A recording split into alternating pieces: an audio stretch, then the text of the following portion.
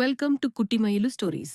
சமையற்காரன் ஒருவன் அனைத்து பாத்திரங்கள் சமையல் பொருட்களை வைத்துக்கொண்டு அதன் முன் யோசனை செய்து கொண்டு அமர்ந்து இருந்தார். சிம்பா அவரிடம் சென்று ஏன் சோகமாக இருக்கிறீர்கள் என்று கேட்டது. அதற்கு அந்த சமையற்காரன், நான் அனைத்து பாத்திரங்கள் சமையல் பொருட்களை வைத்திருக்கிறேன், ஆனால் அதை வைத்து சமைப்பதற்கு என்னிடம் அடுப்பு இல்லை என்று கூறினார். அதற்கு சிம்பா தன்னிடம் இருந்த அடுப்பினை சமைப்பதற்கு கொடுத்தது. சமையற்காரன் அதை வாங்கி சமைப்பதற்கு ஆரம்பித்தான். அனைத்து சமையலையும் முடித்துவிட்டு கடைசியில் தோசை கல் எடுத்து அடுப்பு மேல வைக்கும் பொழுது அடுப்பு உடைந்து போய்விட்டது. அதை கண்டு சிம்பா கோபம் கொண்டு சமையற்காரனிடம் என் அடுப்பினை கொடு, இல்லை என்றால் உன் தோசை கல்லை கொடு என்றது.